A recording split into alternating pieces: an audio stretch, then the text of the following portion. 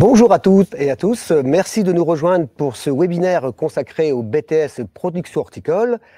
La séance s'articulera de la façon suivante, 40 minutes de présentation et ensuite 20 minutes pour répondre à vos questions. Donc n'hésitez pas dès maintenant à nous poser les questions que vous souhaitez pour l'instant et sur le chat.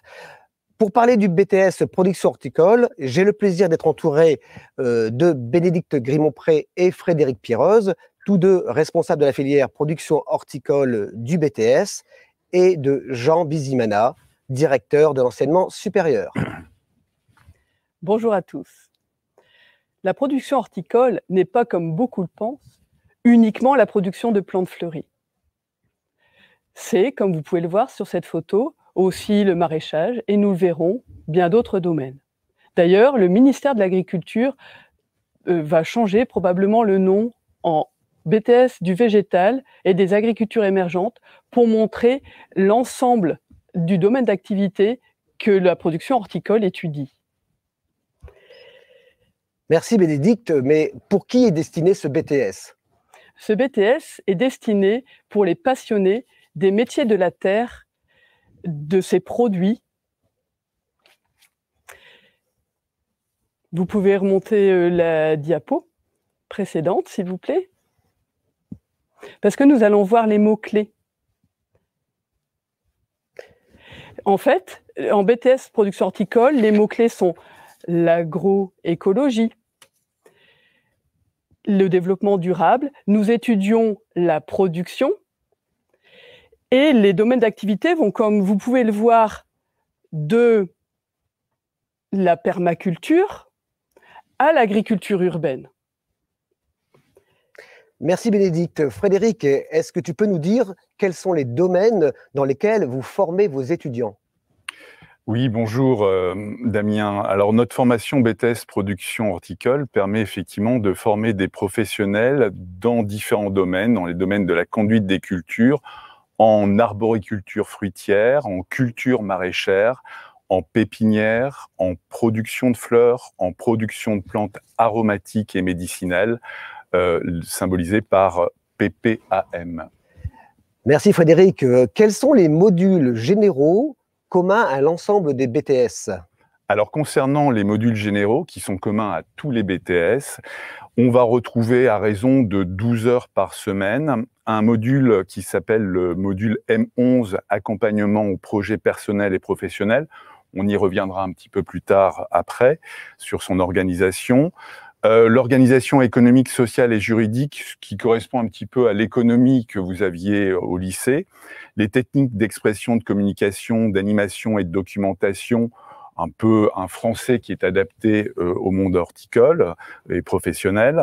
Au niveau des langues vivantes, à l'Institut de Genève, nous avons fait le choix de l'anglais, mais il y a la possibilité pour les étudiants, en option, de pouvoir continuer l'apprentissage de l'espagnol ou de l'allemand. En activité pluridisciplinaire, ça va être un point important puisqu'on va essayer de favoriser le travail en groupe, c'est-à-dire que 2 enseignants, voire plus, de matières différentes vont intervenir pour augmenter les champs de compétences de nos étudiants. L'éducation physique et sportive et des traitements de données et informatiques qui sont adaptés à la profession. Alors, on voit non, la diapositive est déjà passée, mais sinon, on voyait précédemment des étudiants en 2e année dans leur classe avec un mobilier mobile, ce qui permet de favoriser aussi les travaux de groupe. Merci Frédéric. Bénédicte, pouvez-vous nous indiquer les spécificités du BTS Horti en nombre d'heures par semaine?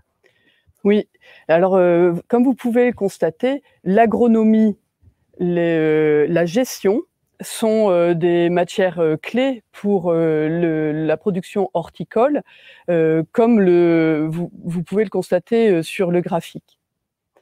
La biologie, écologie et les sciences techniques horticoles sont spécifiques à l'horticulture. Donc nous allons étudier l'agronomie en pleine terre, l'agronomie en hors-sol, la gestion d'entreprise de telle manière à être capable à la fin des études de gérer une entreprise et de réaliser un bilan comptable. Bénédicte, vous avez dit que c'était un BTS du végétal, mais l'aménagement paysager étudie aussi le végétal. Qu'est-ce qui différencie les deux formations? Effectivement, Damien. Le végétal est au cœur du BTS production horticole. Ce qui va différencier l'aménagement paysager de l'horticulture, c'est que nous produisons les végétaux, alors que l'aménagement paysager aménage, fait en sorte de mettre en valeur ce végétal. Merci Bénédicte. On a bien compris en quoi les BTS PH étaient différents des autres BTS. Maintenant, mais comment se caractérisent-ils en matière pédagogique? Eh bien, à l'Institut de Genêt, notre choix pédagogique, c'est d'apprendre en faisant. Et les 2 années vont être construites sur 2 axes. Un axe projet de culture, où les étudiants vont réaliser différents projets, on va en parler un peu plus tard, et des temps forts. Alors, concernant justement ces projets de culture, je vous propose de rejoindre en duplex Christophe Bram, qui se trouve dans une de nos serres de projets de l'Institut de Genêt. Bonjour Christophe. Bonjour Christophe. Bienvenue dans une des serres de l'Institut. Donc, je me présente Christophe, effectivement. J'interviens avec Bénédicte et Frédéric sur le BTS production horticole. Et je suis à la fois aussi technicien sur l'exploitation. Donc, je vous accueille ici dans une des serres. Justement, il y a plusieurs modèles de serres avec différents types de cultures dans lesquels, justement, les BTS vont pouvoir intervenir et mener notamment ce qu'on appelle des projets de culture. Le projet de culture, c'est vraiment un axe fort avec la responsabilité, justement, de mettre en place une culture et de la mener depuis la mise en place jusqu'à la phase de commercialisation.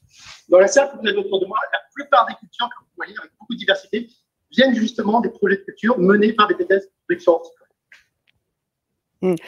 Alors, Christophe, est-ce que tu peux nous donner quelques exemples de projets de culture qui ont été réalisés par les étudiants cette année?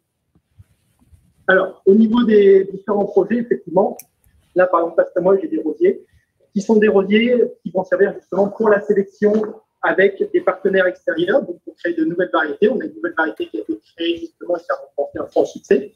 On a derrière moi des systèmes qui vont aller plutôt vers de l'agriculture urbaine, on en parlera juste après, avec des systèmes pour étudier l'hydroponie. On va aller vers de la fleur coupée avec des systèmes un peu hybrides de culture en barquette. On va avoir de la culture légumière. On va avoir de la production de jeunes plants, de la production de framboisiers, des choses vraiment très diversifiées. En fait, c'est un axe fort de diversification des cultures. Et l'idée, justement, c'est d'amener au travers ça des expériences différentes et des cultures différentes, des modes de culture différentes. On peut citer aussi un peu de culture in vitro avec des plantes carnivores. On a déjà eu des projets autour de la permaculture, bien sûr. On a des projets en maraîchage. On a aussi eu des projets en arboriculture. Donc, vraiment, les projets de culture sont des axes très, très variés. Dans la serre ici, effectivement, c'est un lieu privilégié pour démarrer les projets, mais il n'y a pas que cette serre ici, il y a tous les espaces dont vous avez pu parler et dont on parlera juste après. Christophe, est-ce que tu peux nous parler de la partie de ton enseignement qui concerne l'agroéquipement? Alors, effectivement, j'interviens sur les matières techniques, donc les productions de culture, mais également l'agroéquipement, qui est un axe aussi important pour le BTS production horticole, puisque un technicien aura pour responsabilité justement de gérer des outils comme la serre dans laquelle je vous accueille, de gérer des systèmes d'irrigation, des systèmes de chauffage, des systèmes d'éclairage. On va aussi avoir des outils pour travailler les terrains. Alors, l'agroéquipement, en BTS production horticole, c'est pas du tout l'aspect mécanique et l'entretien du moteur, mais c'est plutôt la maintenance et le réglage justement d'outils tels que cette serre.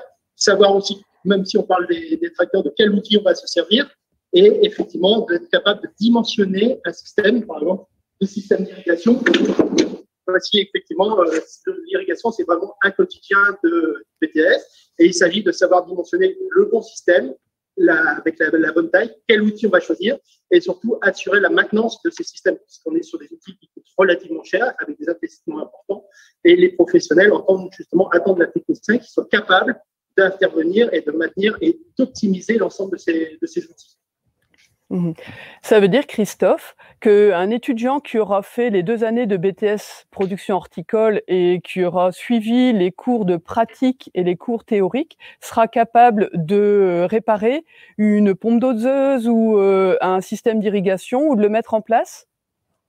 En tout cas, c'est ce qui est attendu, effectivement, qu'ils puissent le mettre entièrement système. Alors, les réparations, oui et non. Encore une fois, ça s'arrêtera à la limite des moteurs.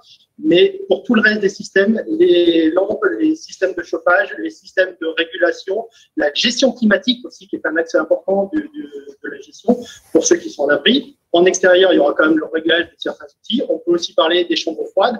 Tous ces outils, effectivement, il faut être capable d'assurer la maintenance. Pas forcément la réparation, puisque c'est quelque chose de très spécifique, mais cette maintenance qui fait que les outils vont pouvoir être optimisés et fournir le rendu de service dont on attend d'eux pour les longues années. On est sur des systèmes. La serre dans laquelle je vous accueille, c'est une serre qui a déjà plus de 30 ans et vous voyez qu'elle est parfaitement optimisée. Elle continue d'être un outil très performant.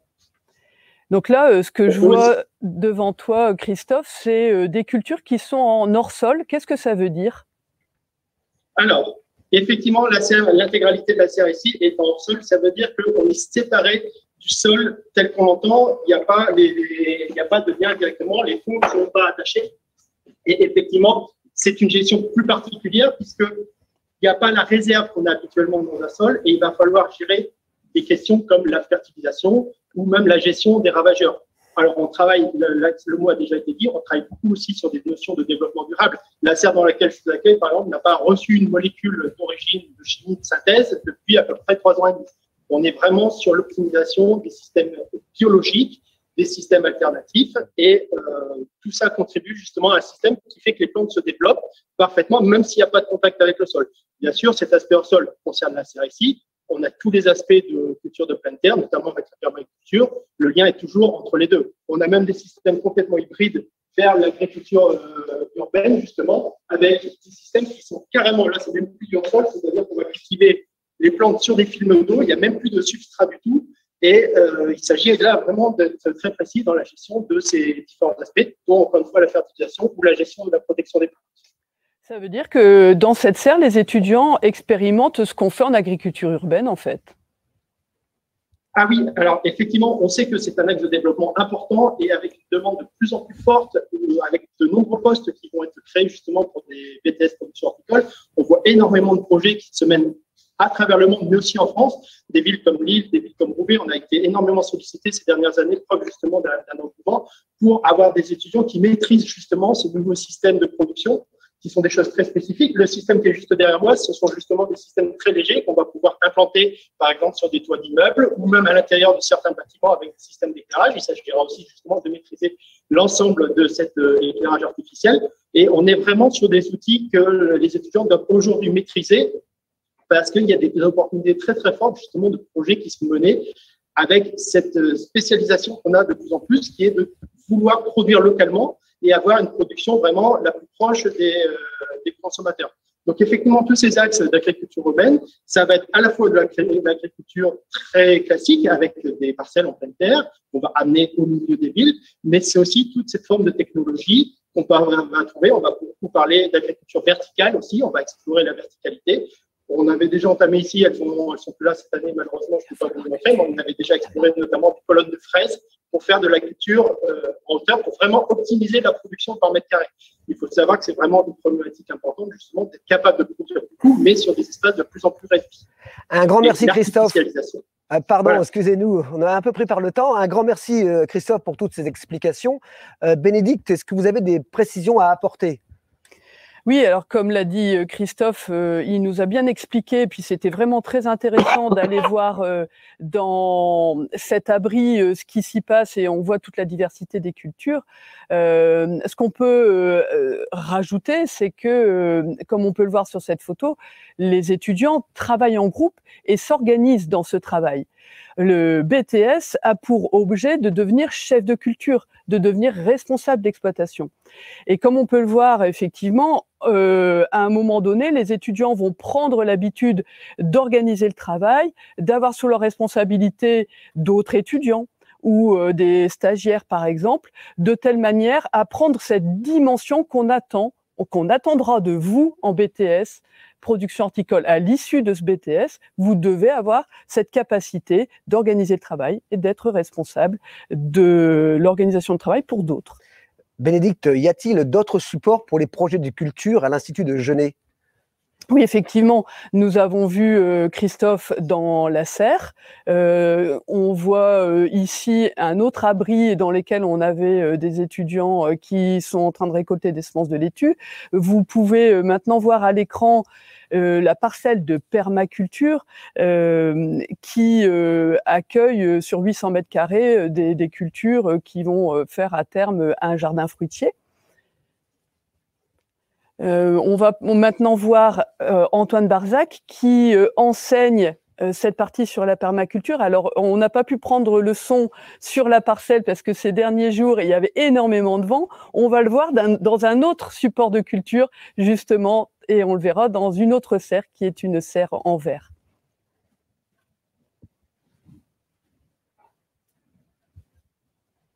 Donc, on va avoir Antoine Barzac.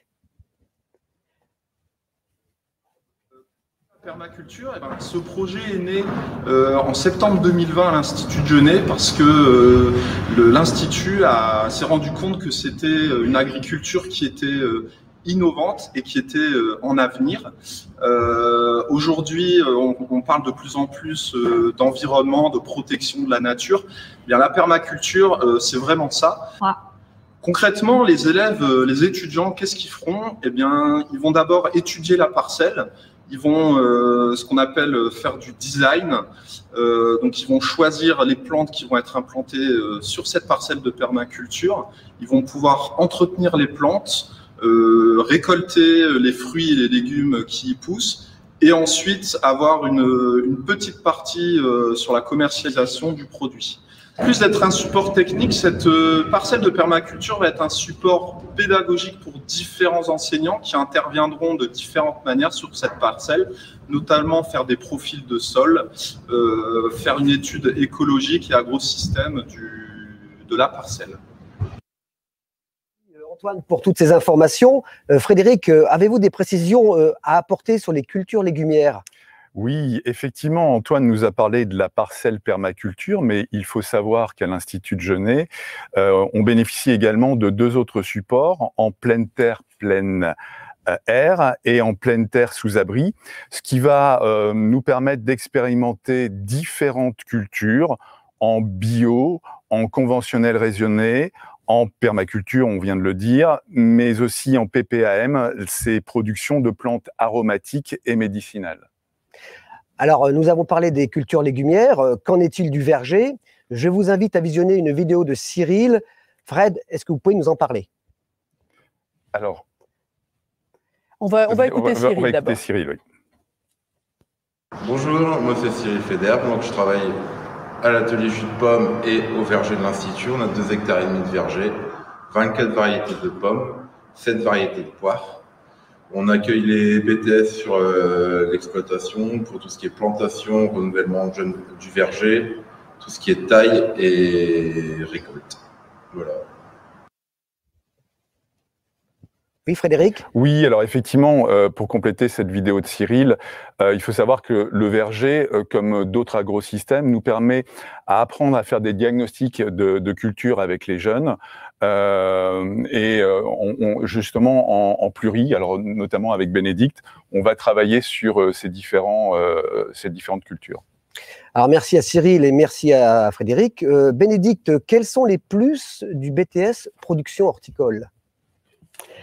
Alors, nous avons choisi en BTS Production Horticole à l'Institut de Genève de mettre en place des temps forts.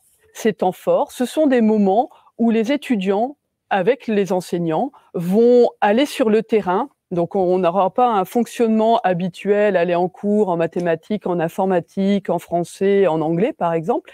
On va aller sur le terrain et pendant des semaines qui sont matérialisées dans le temps, par exemple, le premier temps fort que nous voyons ici a lieu fin septembre, on va étudier spécifiquement la santé, la sécurité au travail.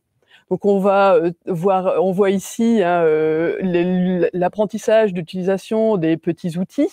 On a aussi l'utilisation du tracteur, la conduite de tracteur qui est expérimentée avec de l'attelage des remorques.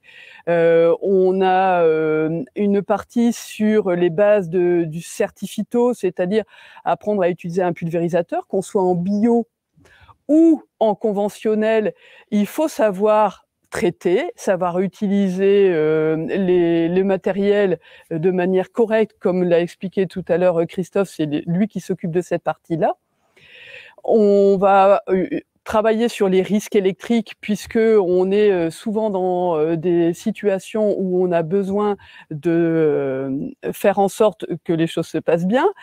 Et on a une partie qui et sur le secourisme, les gestes de secours. Damien, tu peux nous en dire quelques mots ? Alors effectivement, j'ai une autre casquette. Je suis également formateur SST, c'est-à-dire sauveteur secouriste du travail. Et tous les ans, je suis sollicité par Frédéric et Bénédicte pour sensibiliser les BTS PH de première année sur les accidents de travail, les risques d'accidents au travail, et également sur les gestes de premier secours. Alors, on aborde les hémorragies, la position latérale de sécurité et le massage cardiaque, entre autres, mais il y a beaucoup d'autres choses également. Merci Damien. Voilà pour le premier temps fort, donc, qui était axé sur la santé, sécurité au travail et qui est important avant de partir dans le premier stage. Fred, est-ce que tu peux nous indiquer quels sont les autres temps forts de notre pédagogie ? Oui, bien sûr. Alors, il y a un autre temps fort qui, lui, va être axé sur l'apprentissage de savoir-faire horticole. Alors on peut voir là du bouturage, de la culture in vitro, CIV, mais aussi en arboriculture, du greffage, de la taille, plantation. Je pense que sur la prochaine vue, on voit sur ces photos de la mise en pratique de plusieurs gestes techniques avec la repiquage de mesclins, la plantation d'arbres fruitiers, la mise en place de systèmes d'arrosage et l'installation de plantes fleuries, oui, je crois. Bien, merci à vous deux. Bénédicte, on a parlé de ce qui se faisait en interne. Maintenant, parlons des actions qui se font à l'extérieur. Est-ce qu'en BTS, vous organisez des visites ? Alors, avant de parler des visites, effectivement, je vais vous parler des concours. Alors, ce qui peuvent se faire en interne ou à l'extérieur. Vous voyez ici une belle photographie où on voit nos étudiants qui sont dans le concours des Olympiades de l'horticulture, où vous avez cette étudiante qui est en vert, qui manage les autres étudiants et qui passe ce concours, qui valorise tous les savoir-faire acquis en BTS production horticole.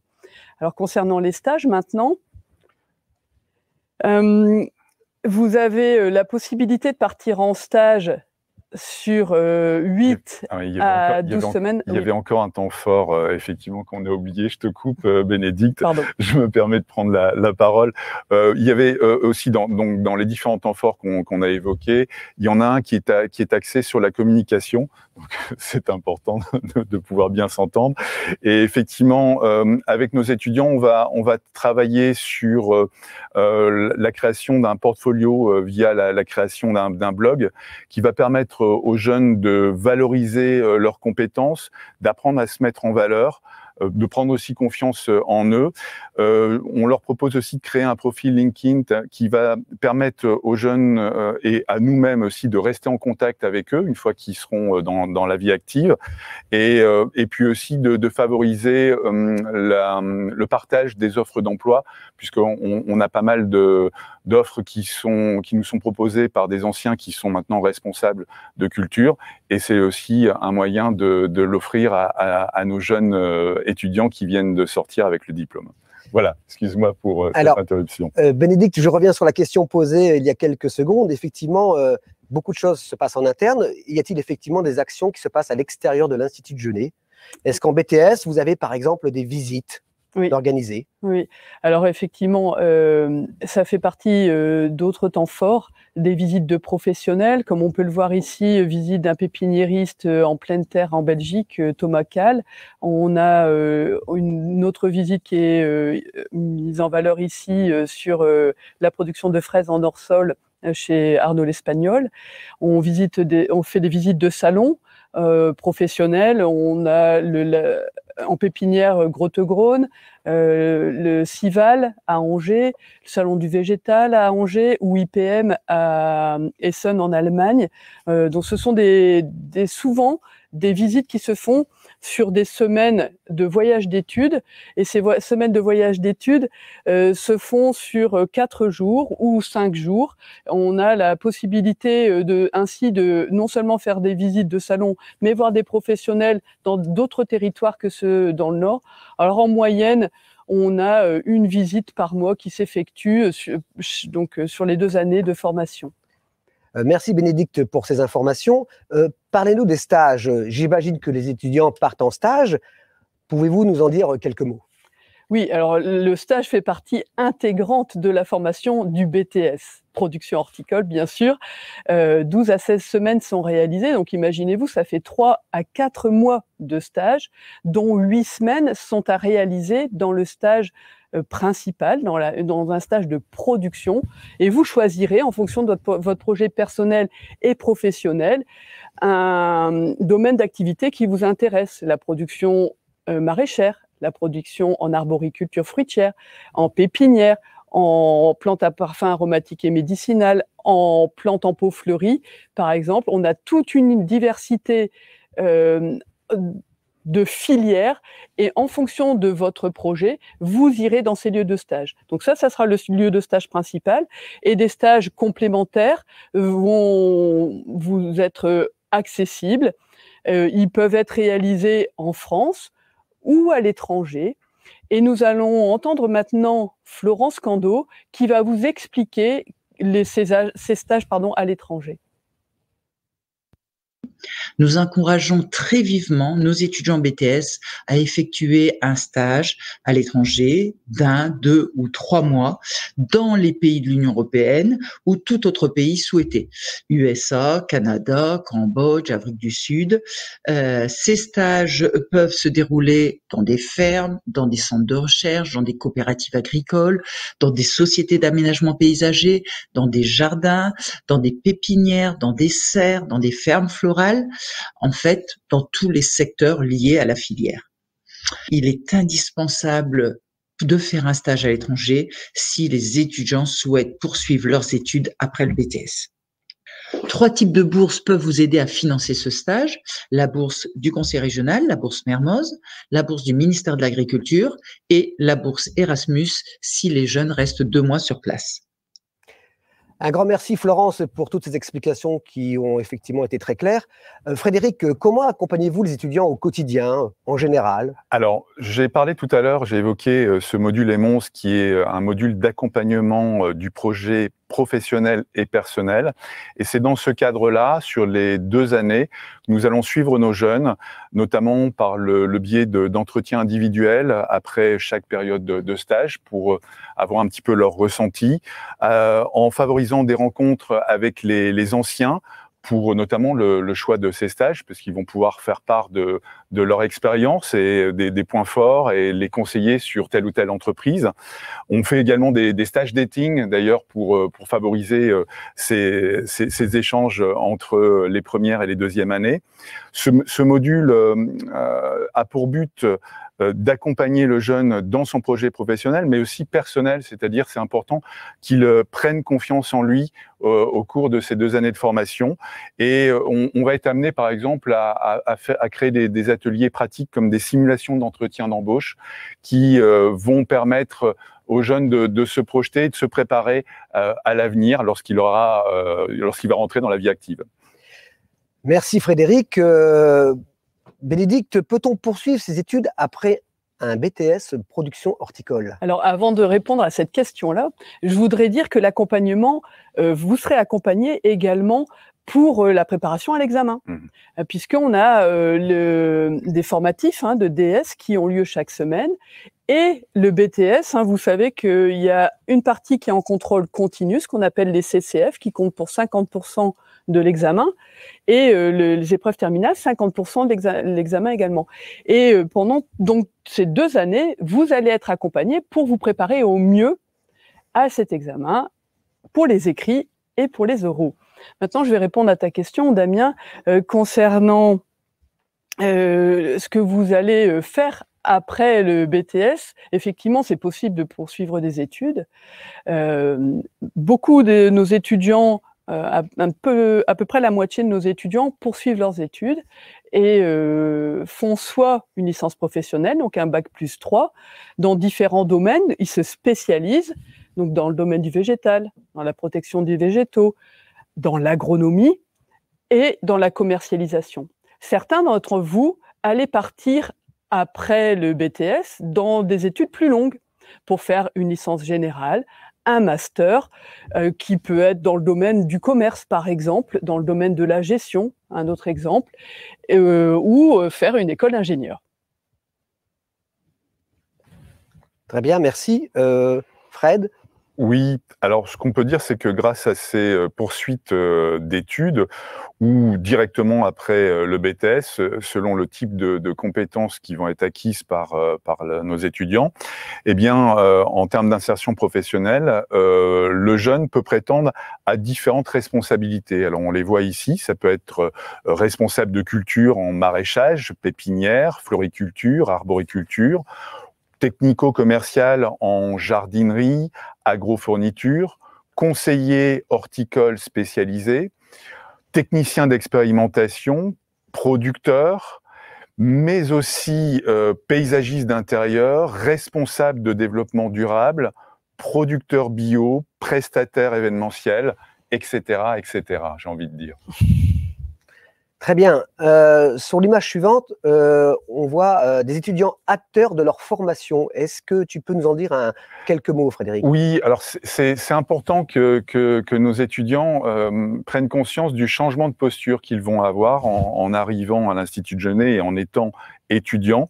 C'est-à-dire qu'on quitte le statut du lycéen et on souhaite, on met tout en œuvre pour effectivement que nos jeunes puissent se sentir acteurs de leur formation. C'est-à-dire que les enseignants vont être là pour leur donner évidemment des notions, mais pour éveiller leur curiosité, ça sera ensuite aux jeunes de faire la démarche d'aller rechercher au BDI, au CDI, sur Internet, en rencontrant des professionnels, de construire sa voie professionnelle.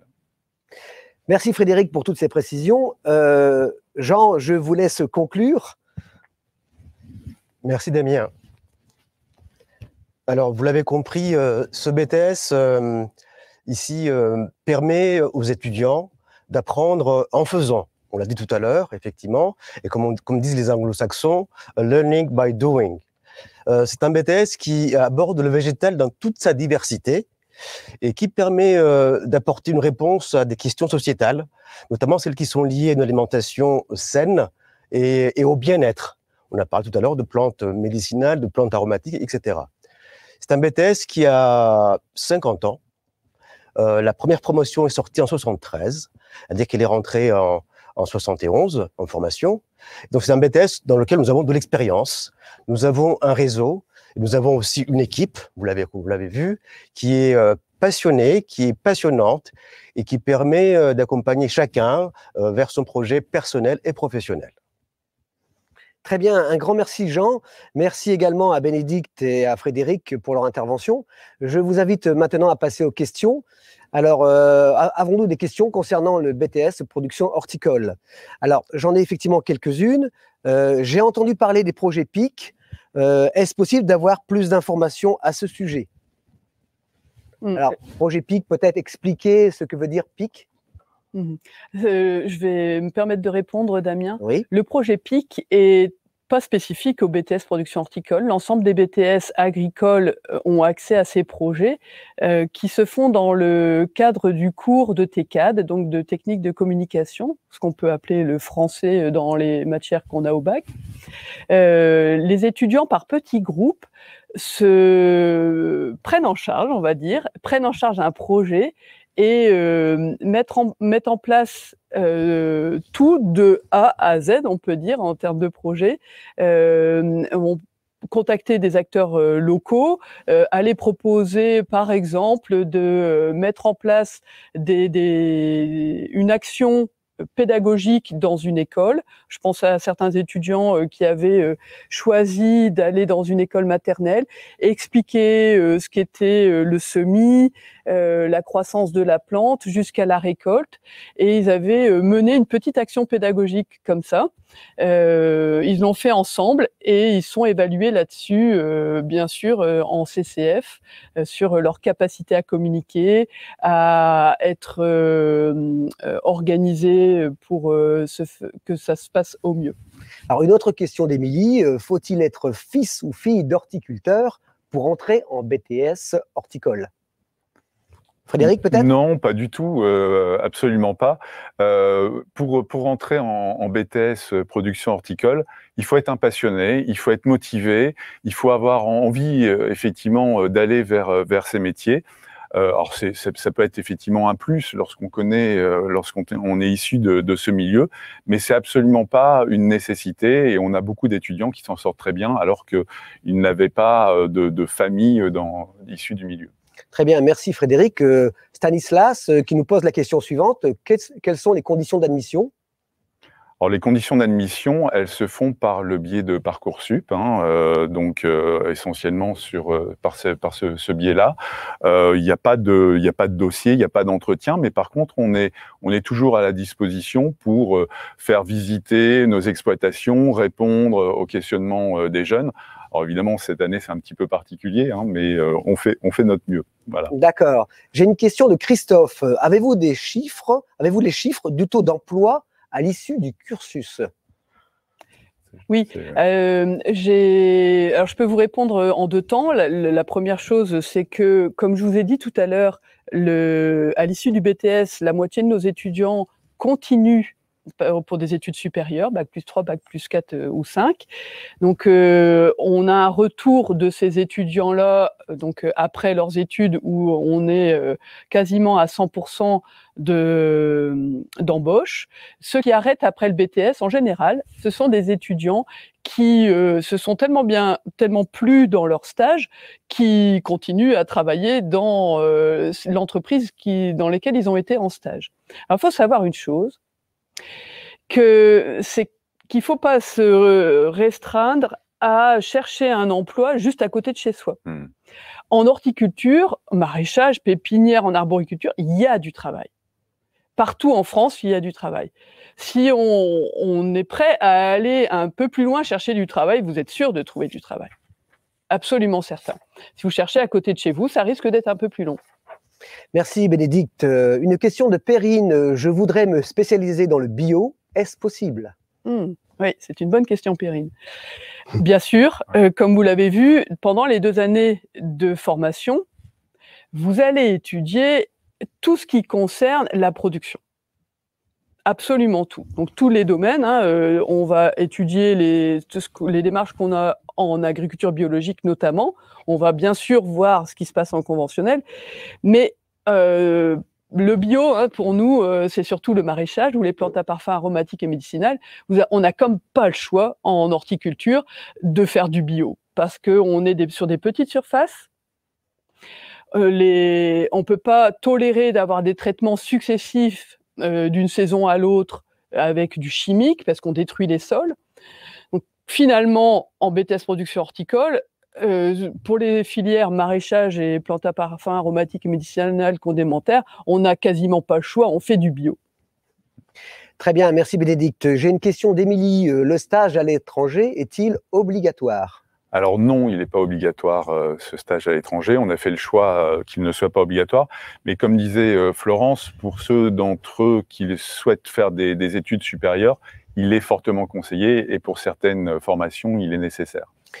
Merci Frédéric. Une question de Marie. Y a-t-il des projets communs entre les BTS? Marie a une bonne question. Effectivement, nous avons un campus à l'Institut de Genêt et de nombreux étudiants qui font l'APV, l'AXE, l'aménagement paysager, la production animale. Et on a une chance d'avoir autant de filières agricoles à l'Institut de Genêt. Et on va optimiser cette chance-là en faisant 2 choses. On a ce qu'on appelle un MIL, un module d'initiative locale, qui se fait en deuxième année, juste avant les vacances de Toussaint, où les étudiants vont être mélangés. On va avoir des projets qui se font, on peut dire, en interfilière, parce que les compétences de chacun vont pouvoir être valorisées dans ce cadre-là. Donc ça, c'est une première chose.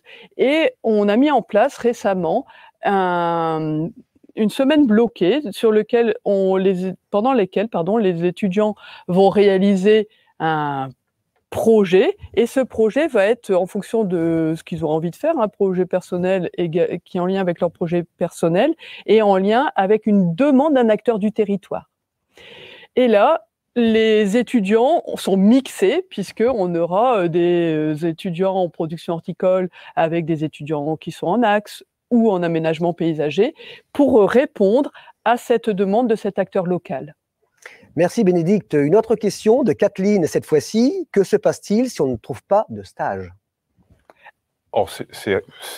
D'abord, on trouve toujours un stage. Et comme disait Bénédicte là précédemment, simplement, on ne va pas forcément trouver un stage à la porte de chez soi, juste en face de chez soi. Donc, il faut accepter cette mobilité. Alors, cette mobilité, elle peut soit se traduire par le fait que le jeune possède un permis de conduire, mais il y a aussi des structures, je pense notamment à des choses comme le woofing, où on va pouvoir avoir un hébergement sur place. Mais des stages, ils en trouveront. On a aussi, nous, tout un carnet d'adresses où on peut également les orienter, mais ils en trouvent, il n'y a pas de problème. Merci Frédéric. Une autre question de Christophe. Comment avoir des renseignements pour le BTS horticole en 1 an pour les reconversions professionnelles ? Alors ça concerne plus des personnes qui ont déjà réfléchi à un parcours en fonction de ce qu'ils ont déjà fait. Première chose, le BTS en 1 an est possible quand vous avez déjà un bac+2, validé un bac+2. Nous avons ouvert cette année, donc en septembre 2020, cette formation.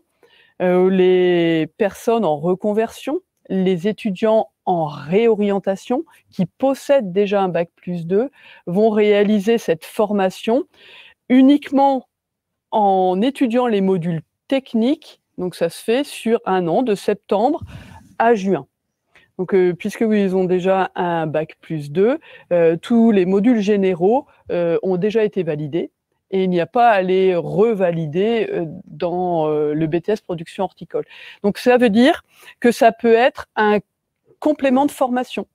C'est-à-dire quelqu'un qui a déjà un bac+2 en aménagement paysager, par exemple, peut faire un BTS production horticole en 1 an, et on l'accueillera avec un parcours qui sera entretien, on vérifie la motivation, etc., pour que ça se passe bien, puisqu'il va être intégré avec les étudiants qui sont en BTS, en formation initiale, qui font les 2 ans, eux. Alors, à la différence des étudiants en formation initiale en 2 ans qui viennent chez nous par Parcoursup, là, effectivement, il faut prendre contact avec nous et il va y avoir un entretien. Et je tenais aussi à préciser que sur la mise en place des cours, comme ils n'ont pas à faire les cours d'enseignement généraux que nous avons présentés tout à l'heure, ils vont à la fois aller avec les premières années ou avec les deuxièmes années, de manière à suivre l'intégralité des cours techniques qui sont assurés en première et en deuxième année. Merci. Peut-être une question pour Jean. Quel est le bac le plus adéquat pour faire ce BTS Horti ? Dès lors que l'on a un baccalauréat ou l'équivalent, on peut aborder ce BTS horticulture. Par contre, effectivement, il peut y avoir des types de bacs qui sont un peu plus adaptés. Je pense au bac STAV, par exemple. Je pense au bac pro horticulture. Mais on accueille aussi des élèves qui ont fait un bac d'enseignement général, le bac S. On a déjà eu des bacs L, littéraires, qui sont bien sortis. Le tout, c'est de la motivation. La motivation, et l'équipe accompagne chacun en fonction de ses caractéristiques et son parcours. Donc, tout est possible. Très bien. Une autre question peut-être pour terminer. J'hésite avec le BTS AP. Pouvez-vous m'indiquer les différences? Alors, ça a été abordé tout à l'heure, effectivement, dans les explications, mais peut-être vraiment insister sur les différences entre l'AP et l'horticole, puisque je pense que parfois, effectivement, il peut y avoir peut-être pas confusion, mais au moins peut-être un avis compliqué à prendre. Oui, bah en fait, je comprends cette question parce que l'aménagement paysager et la production horticole a pour cœur de métier normalement la plante et l'intérêt pour cette plante-là.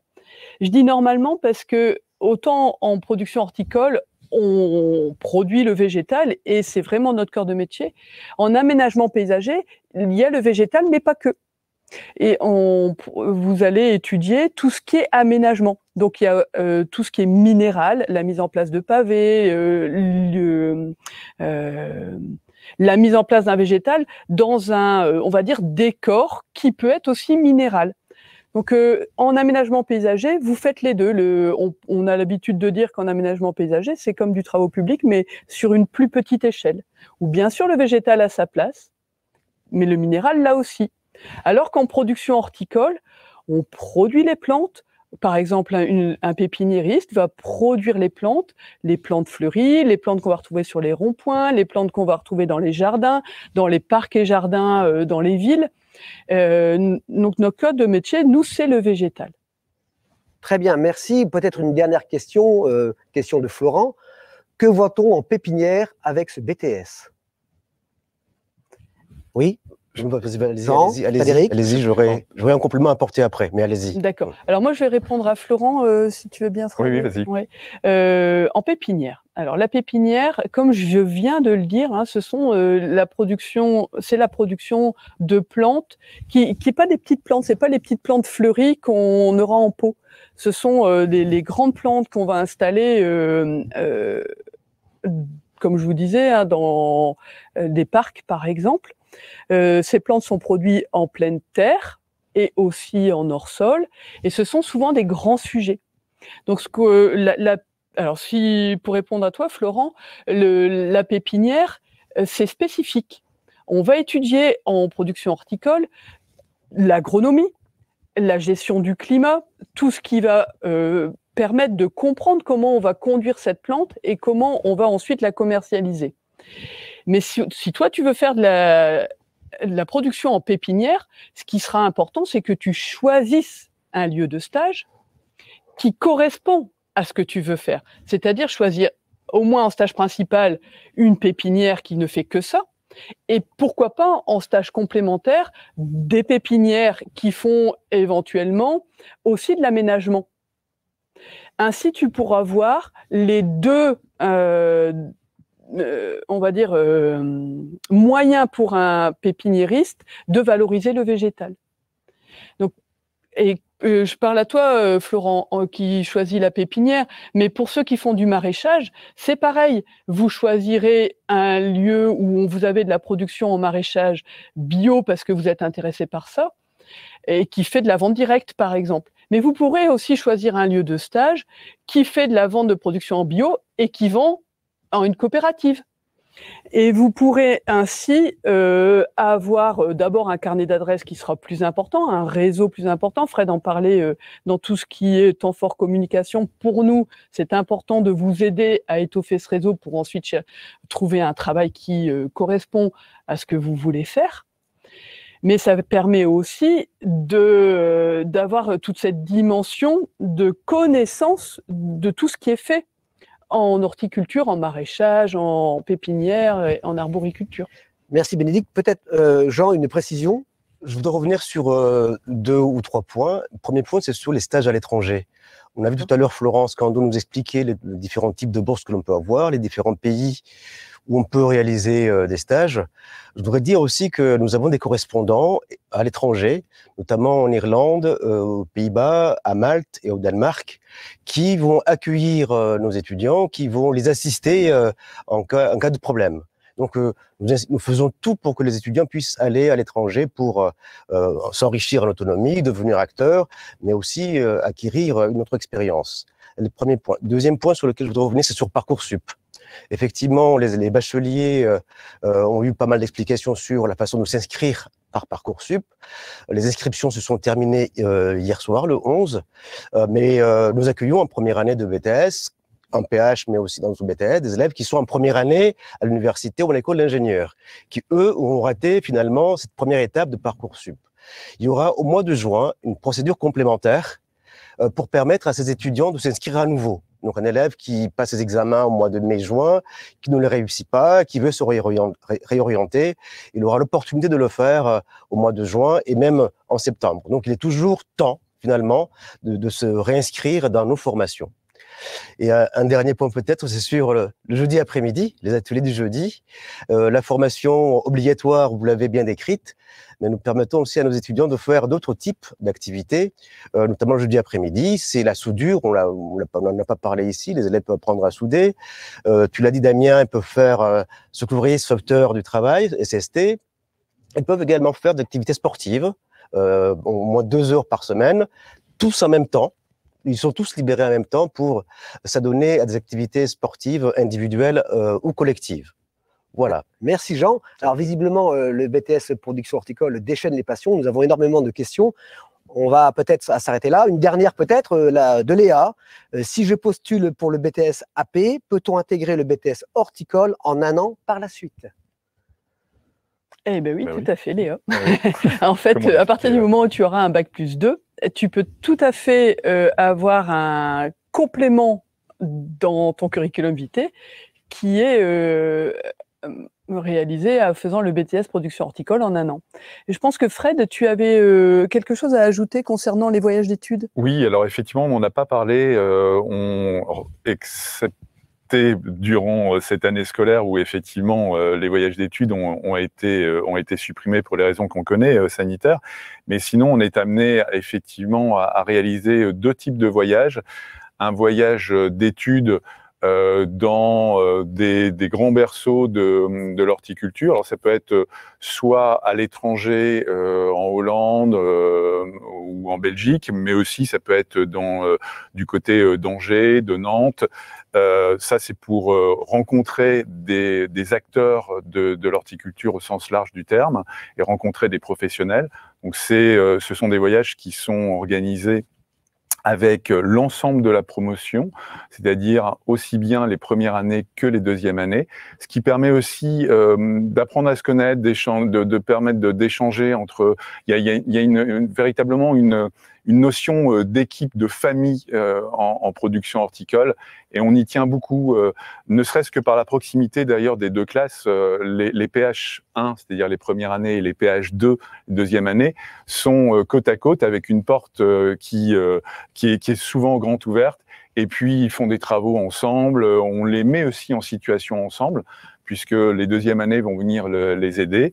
Voilà. Donc, et puis un deuxième type de voyage qui est lui plus linguistique, qui était axé les années précédentes en Angleterre avec les jardins, et on va réaménager et réimaginer d'autres choses aussi si pour l'Angleterre ça reste un petit peu compliqué pour les années qui viennent.